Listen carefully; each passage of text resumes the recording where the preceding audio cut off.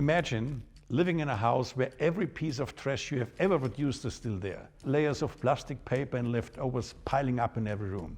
That is somewhat similar to what we are doing to the Earth's atmosphere with emitting carbon dioxide. Just that carbon dioxide is invisible waste produced mostly by burning fossil fuels and biogenic emissions. Just as cities organize the collection and treatment of physical waste, we now need a system to deal with the waste we emit into the atmosphere. We need to start viewing climate policy as a form of planetary waste management.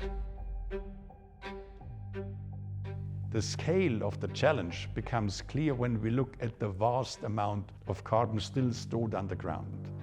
Global fossil fuels reserves hold far more carbon than we can afford to burn if we want to stay within safe temperature limits. According to the IPCC, as of early 2020, we had around 400 gigatons of CO2 left to limit global warming to 1.5 degrees above pre-industrial level. By May 2026, that number is already down to 133 gigatons. If global emissions remain constant, the remaining carbon budget to limit global warming to 1.5 degrees will likely be exhausted in about 2030. That's not a distant future. It's the next political cycle, the next infrastructure plan, the next business strategy. Given the world's current policy and emissions trajectory, it is increasingly likely that we will temporarily exceed the temperature limits set in the Paris Agreement.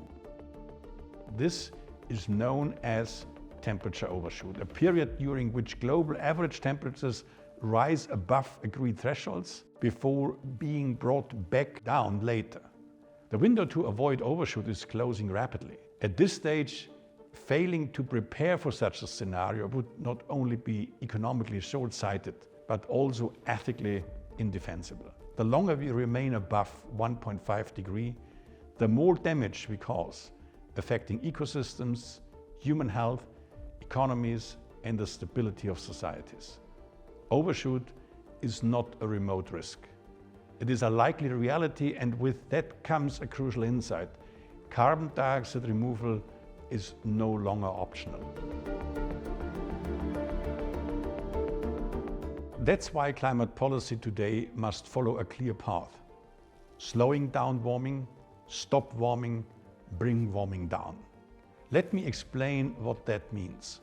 Cut emissions quickly and substantially, especially from fossil fuels and deforestation. This will slow down the rise in global average temperature. Balance hard to avoid emissions by strengthening carbon sinks. When the amount of CO2 emitted is equal to the amount removed from the atmosphere. That's how we reach net zero. Go beyond zero, that means actively removing CO2 out of the atmosphere to reduce warming. Overshooting carbon budget creates an ethical and practical responsibility to clean up the carbon we have added to the atmosphere.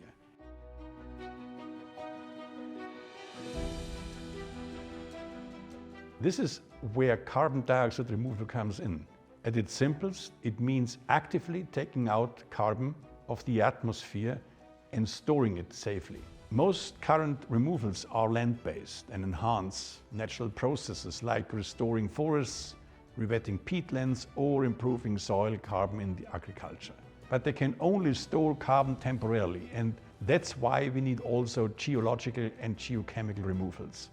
Approaches that lock carbon away more permanently for centuries or even millennia. Novel removals such as bioenergy with carbon capture and storage or direct air capture and storage filter CO2 directly from the air and inject it deep underground. These are more long-term removals, but more expensive still in early stages of development. Scaling up them will require innovation, new infrastructure, and clear regulatory frameworks supported by CO2 prices. However, it is important to understand carbon removals are a necessary part of any credible strategy to meet our obligations under the Paris Agreement. But no single solution will work everywhere. Carbon removal potential and the suitability of different methods varies significantly by region. And that's why a diversified portfolio is essential. It allows all countries to contribute in a way that fits their capacities and context, and it reduces over-reliance of any single solution. So how do we pay for it? Just as we fund waste collection in cities, we must create systems to fund the removal of atmospheric carbon. Otherwise, the cost will overburden public budgets, especially in countries already facing fiscal challenges. To scale carbon removals responsibly and effectively, we need institutional innovation. One promising idea is to introduce cleanup certificates into carbon markets. These represent a binding commitment to remove at least 1 ton of CO2 in the future for every ton emitted today. In effect, they create a carbon debt, a responsibility to clean up. For the context of the European Union, one proposal is the creation of a European Carbon Central Bank, a public institution to oversee carbon liabilities, help manage risks, and to stabilize carbon markets. Just as central banks ensure monetary stability, this institution would guarantee the integrity of the carbon budget. Because in the end, it is not just about markets or technology, it's also about responsibility. To limit climate risks, we must keep global emissions within the remaining budget. Slow down warming, stop warming, bring warming down. What's needed is now clear. We must take responsibility for the carbon waste we leave behind. We cannot leave that burden to others. Clean up your mess isn't just a good advice, it's the new imperative.